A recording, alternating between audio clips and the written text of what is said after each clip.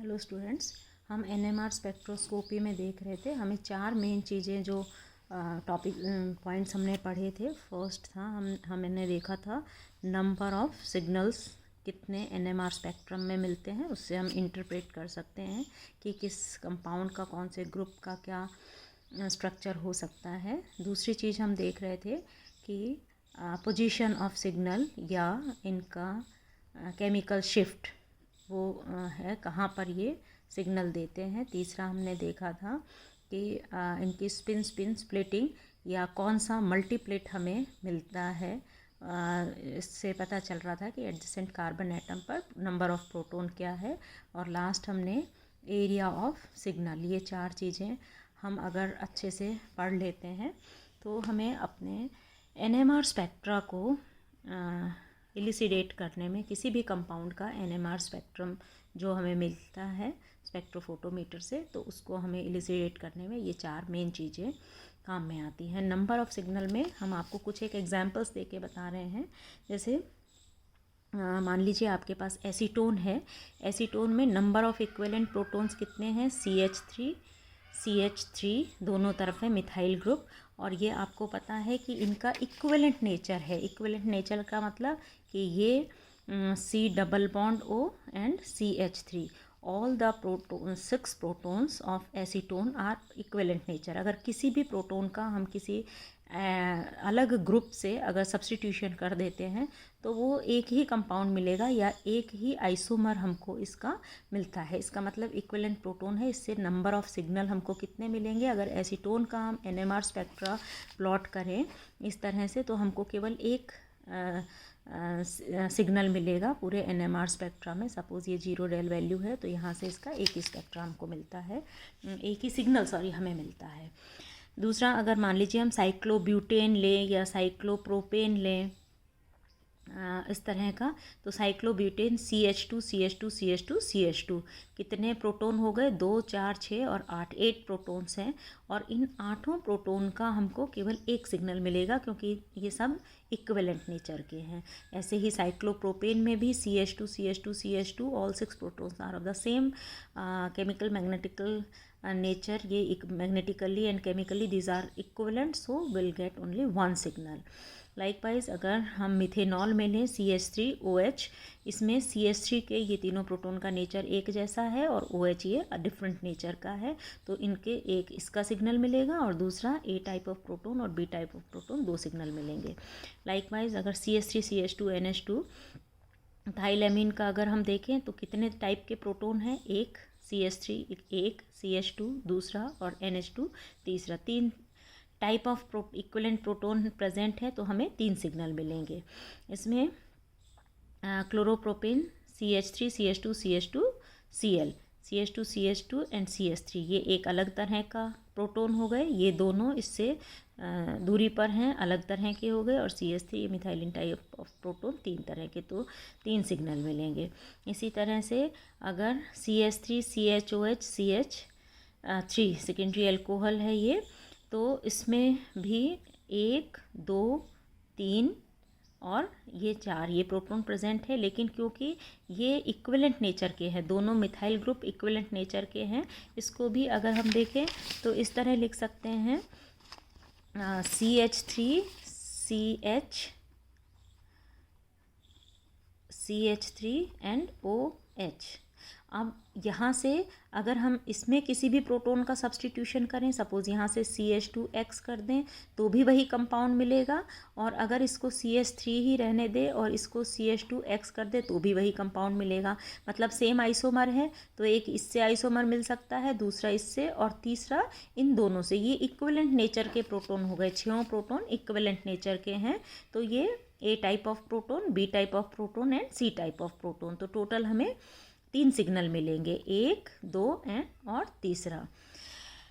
लेकिन अगर इसी की जगह हम ये कंपाउंड ले लें तो इसमें CH3Cl C double bond C और ये H2, यहाँ पर क्योंकि ये वाला डबल बॉन्ड है ये यहाँ रोटेट नहीं हो पा रहा है, तो ये वाला जो प्रोटोन है ये CH3 के या Cl क्लोरीन के कंपैरेटिवली ये सिस पोजीशन पर है और ये ट्रांस पोजीशन पर है। तो इनकी पोजीशन अलग अलग हो गई, मतलब क्लोरीन का इफेक्ट सिस पोजीशन पर और ट्रांस पोजीशन पर अलग अलग होगा। तो यहाँ पर जो प्रोटोन जो है वैसे तो देखने में लगता है कि ये एक टाइप के प्रोटोन हो गए और ये दूसरे टाइप के, दो सिग्नल मिलने चाहिए, but stereochemically these are not equivalent protons, means these two protons are stereochemically, these are not equivalent protons, so it will give three signals, 1 2 and 3। 2 क्लोरोप्रोपीन जो है अगर इसका है तो 1 2 3, वैसे हमें देखने में ये लग रहा है 2 और ये 1 और ये 2 सिग्नल मिलेंगे, बट स्टीरियोकेमिकल इक्विवेलेंट नहीं होने से इसके 3 सिग्नल मिलते हैं। इसी तरह से अगर हम मिथाइल साइक्लोप्रोपेन लें, साइक्लोप्रोपेन में देखिए हमने देखा था साइक्लोप्रोपेन में एक सिग्नल मिल रहा था क्योंकि CH2 CH2 CH2 सब इक्विवेलेंट नेचर के हैं। अगर इसके किसी भी एक पोजीशन पर मिथाइल ग्रुप लग जाता है तो यहाँ हो गया CH3 आ गया, एक ये प्रोटोन है और ये बाकी यहाँ पर CH2 है। अब क्योंकि ये भी स्टीरियोकेमिकली स्टेबल है, मीन्स ये कोई एक बॉन्ड रोटेट नहीं कर सकता है, ट्रायंगल बना हुआ है, इसमें एक रिंग बनी हुई है, तो रिंग रोटेट नहीं हो सकते। तो इसमें CH3 के कंपैरेटिवली ये वाले प्रोटोन और ये वाले प्रोटोन इनकी पोजीशन अलग अलग होगी, एक सिस होगा एक ट्रांस पोजीशन पर होगा। तो ये दोनों प्रोटोन इक्विवेलेंट नेचर के होंगे और ये दोनों प्रोटोन इक्विवेलेंट नेचर के होंगे। तो मिथाइल साइक्लोप्रोपेन में ये इक्विवेलेंट नेचर के ए टाइप ऑफ प्रोटोन, एक तरह के प्रोटोन हो गए, ये दूसरी तरह के प्रोटोन हो गए, ये एक तरह के और ये एक तरह के, मतलब A type of proton, B type of proton, C type of proton and D type of proton. तो टोटल हमें 4 सिग्नल मिलेंगे। लाइकवाइज अगर 1,2 डाइक्लोरोप्रोपेन है, 1,2 डाइक्लोरोप्रोपेन, तो यहाँ पर एक तरह के प्रोटोन, दूसरी तरह के प्रोटोन और ये तीसरी तरह के प्रोटोन। लेकिन इसमें आपने ये देखा था कि ये डाइस्टीरियो आइसोमर्स हैं, मीन्स इनका रेजोनेंस जो है, अगर इनका हम मिरर इमेज लेते हैं तो वो एक दूसरे पर सुपर इम्पोज नहीं हो सकता, मीन्स डाइस्टीरियोमर्स है। तो इस कंडीशन में इसमें ये वाले जो प्रोटोन्स हैं CH3 के तीनों प्रोटोन एक जैसे नेचर के हो जाएंगे, CH जो है इसका ये प्रोटोन एक जैसे नेचर का हो जाएगा, और ये जो 2 प्रोटोन है ये अलग अलग नेचर के हो जाएंगे, A और B, क्योंकि इनको यहाँ पर अगर हम करते हैं तो ये इसके डिफरेंट डायरेक्शन में आ गया, और यहाँ पर अगर सब्सटीट्यूट करते हैं तो ये इसके सिस पोजीशन में आ गया। तो 4 सिग्नल ये देंगे, 1,2 डाइक्लोरोप्रोपेन से हमको 4 सिग्नल मिलेंगे।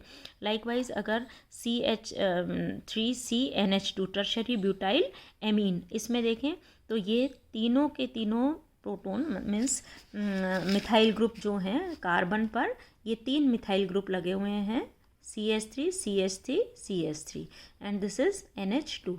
तो ये जो 3 3 6 9 प्रोटोन हैं वो इक्विवेलेंट नेचर के हो गए, इनका हमें एक सिग्नल मिलेगा और NH2 का दूसरा सिग्नल मिलेगा। तो यहाँ पर number of tertiary butyl amine में कितने सिग्नल मिलेंगे हमको? 2 सिग्नल मिलेंगे। लाइकवाइज अगर 1,2 डाइब्रोमो ईथेन में हम देखें तो यहाँ पर आप देखिए 2 प्रोटोन ये हैं, 2 ये हैं, और किसी का भी सब्सटीट्यूशन किसी ग्रुप से कर लीजिए, ये चारों प्रोटोन इक्विवेलेंट नेचर के हैं, तो हमें केवल एक सिग्नल मिलेगा। लाइकवाइज अगर हमारे पास बेंजीन भी है तो उसमें भी हमें कितने CH2 CH2 C6H6 बेंजीन का स्ट्रक्चर है C6H6, और 6 प्रोटोन इक्विवेलेंट नेचर के हैं। मतलब अगर हम हेलोजन का सब्सटीट्यूशन करें, सपोज़ क्लोरीन लगा हुआ है तो कौन सा क्लोरोबेंजीन है, सब पोजीशन एक जैसी है तो एक ही आइसोमर मिलता है, इसलिए हमको इसका एक ही सिग्नल मिलेगा। CH3CHBr2, यहाँ पर 1,1,2 है ब्रोमीन, 1,1 डाइब्रोमो ईथेन है, एक ये वाले प्रोटोन हैं और दूसरे ये हैं, 2 सिग्नल मिलेंगे। इथाइल बेंजीन, इसमें ये चारों प्रोटोन इक्विवेलेंट नेचर के हो जाएंगे, CH2 अलग और CH3 अलग, मतलब 1 2 and 3 type of proton are present, 3 signal मिलेंगे। मेसिटिलीन में इनमें आपको पता है सारे के सारे प्रोटोन एक जैसे नेचर के होते हैं, 6 प्रोटोन्स, और यहाँ पर ऑल्टरनेट में 1 3 5 तीन पोजीशन पर मिथाइल ग्रुप लगा हुआ है मेसिटिलीन में, और मिथाइल के प्रोटोन इक्विवेलेंट नेचर के हैं। तो ये 9 प्रोटोन इक्विवेलेंट नेचर के हो गए और ये 3 इक्विवेलेंट नेचर के हो गए। तो इन 3 के कारण एक सिग्नल मिलेगा और दूसरा इन 9 प्रोटोन के कारण सिग्नल मिलेगा। मतलब टोटल हमें 2 सिग्नल्स इससे मिलेंगे। डाई इथाइल ईथर, अब आप देखिए ईथर के दोनों तरफ CH2 CH3 ग्रुप प्रेजेंट है, ईथर है, और ये CH2 CH3 और इधर भी CH2 CH3। अब आप देखिए ये इक्विवेलेंट नेचर के, अगर यहाँ पर हेलोजन आया या यहाँ पर हेलोजन आया, एक ही कंपाउंड आइसोमर मिलता है। कहीं पर भी ये चारों प्रोटोन इक्विवेलेंट नेचर के हो गए। लाइकवाइज ये 6 प्रोटोन्स जो हैं ये इक्विवेलेंट नेचर के हो गए। इनमें किसी का भी सब्स्टिट्यूशन कर लीजिए, एक ही आइसोमर मिलेगा। तो एक आइसोमर मिलेगा हमें इन 4 प्रोटोन के कारण और दूसरा आइसोमर मिलेगा इन 3 प्रोटोन के कारण। मीन्स CH2 CH2 के कारण ये एक टाइप ऑफ प्रोटोन हो गए और ये दूसरे टाइप ऑफ प्रोटोन हो गए। तो इसके हमें 2 सिग्नल मिल रहे हैं। ऐसे ही ethoxy acetic acid CH3 CH2O CH2 COOH। अब देखिए COH जो है वो एक तरह का प्रोटोन हो गया। CH2 ये अलग टाइप ऑफ प्रोटोन हो गए, ये डिफरेंट है और ये डिफरेंट है। इसके 4 आइसोमर हमें मिलते हैं तो 4 सिग्नल मिलेंगे। इसी तरह से डाई इथाइल सक्सिनेट जो है, सक्सिनिक एसिड होता है CH3 CH2 COH, और डाई इथाइल सक्सिनेट हो गया। इसमें ये चारों प्रोटोन इक्विवेलेंट नेचर के हैं, ये चारों इक्विवेलेंट नेचर के हैं और ये 6 प्रोटोन इक्विवेलेंट नेचर के हैं। ये डिफरेंट है क्योंकि यहाँ पर CH2 CH3 है और यहाँ CH2 के पास COO ग्रुप प्रेजेंट है, बिल्कुल अलग नेचर है। तो 1 2 और 3 तरह के प्रोटोन प्रेजेंट है, तो हमें 3 सिग्नल मिलेंगे। तो इस तरह से हम प्रैक्टिस कर सकते हैं कि हमको कितने टाइप ऑफ प्रोटोन्स प्रेजेंट है और कितने सिग्नल मिलेंगे।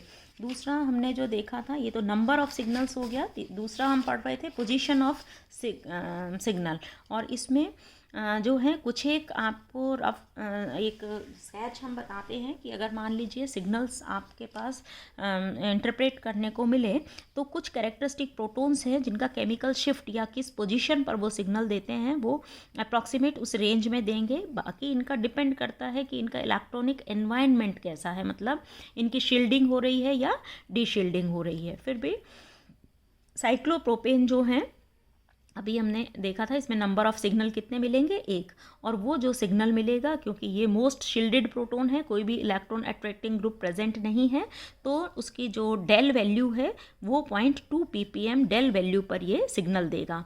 और अगर इसको टॉ वैल्यू में चेंज करना हो तो 10 - 0.2 = 9.8, ये इसकी टॉ वैल्यू आ गई।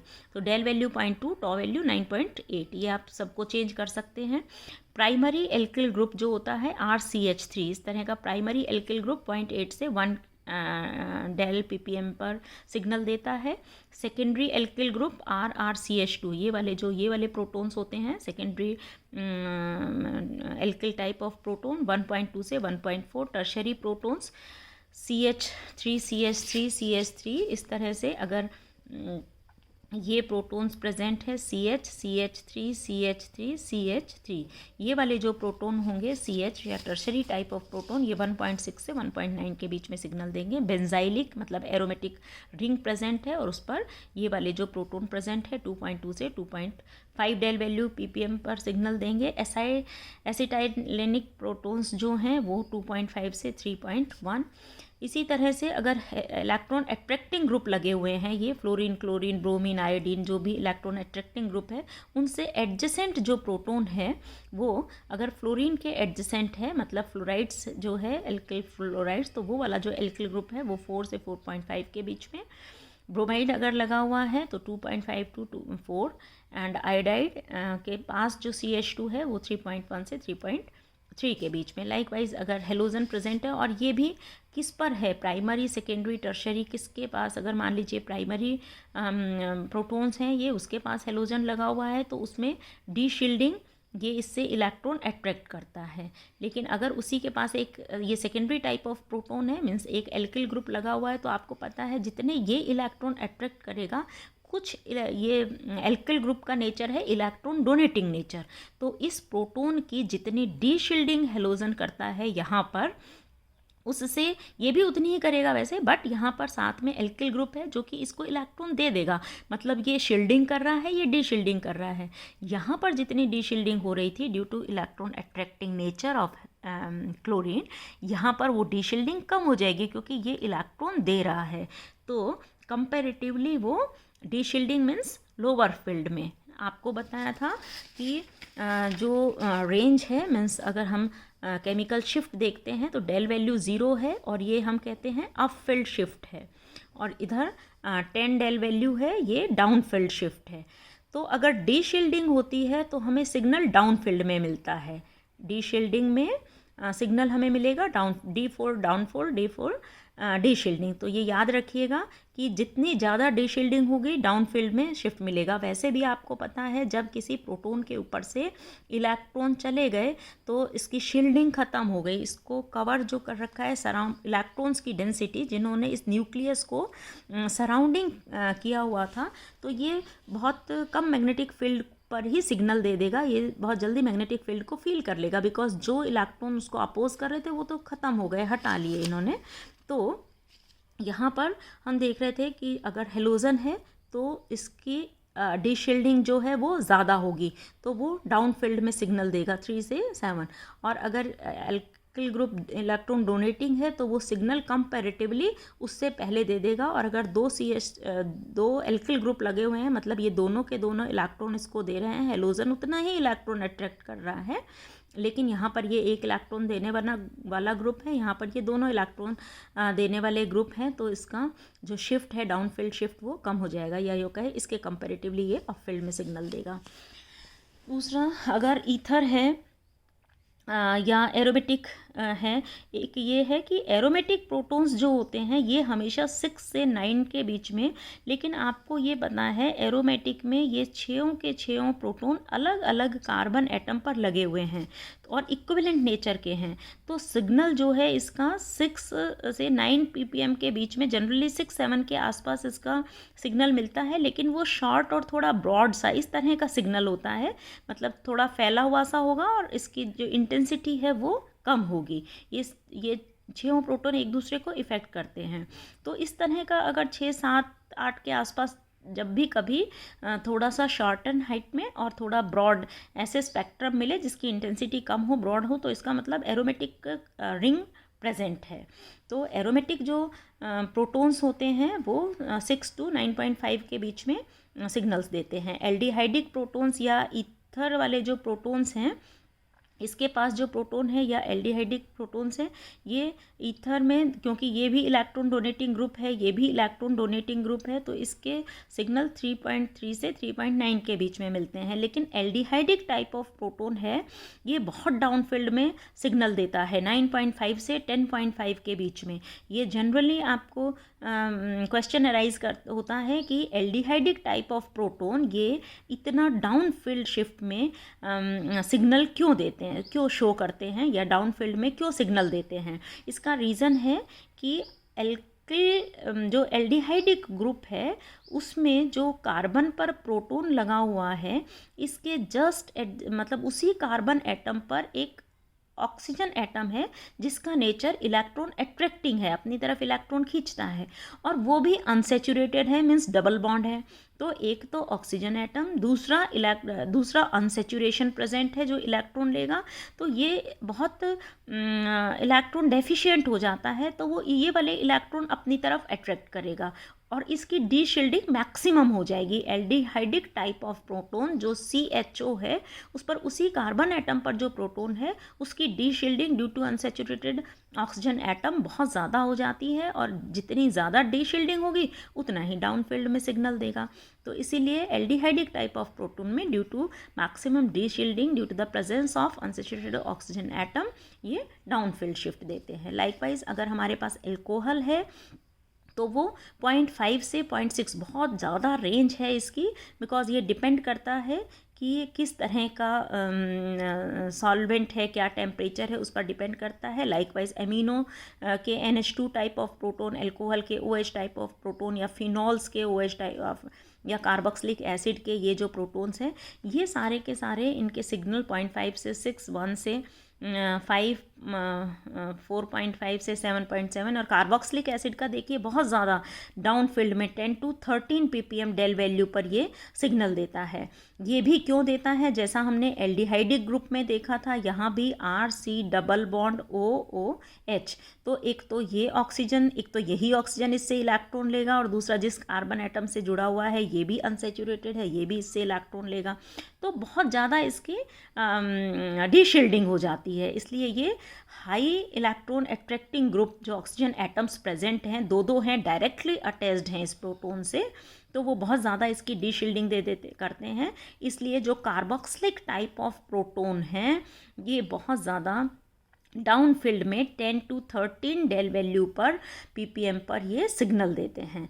और इसी तरह से इनोलिक टाइप ऑफ प्रोटोन है, वो भी आपको पता है अनसेचुरेशन हो गया, ऑक्सीजन आ गया, कितना ज़्यादा इलेक्ट्रॉन अट्रैक्टिंग नेचर हो जाएगा 15 to 17 डेल वैल्यू पर। और फिर दूसरा इसकी रेजोनेटिंग स्ट्रक्चर जो है वो भी कीटो इनॉल जो है उस फॉर्म में मिलती है।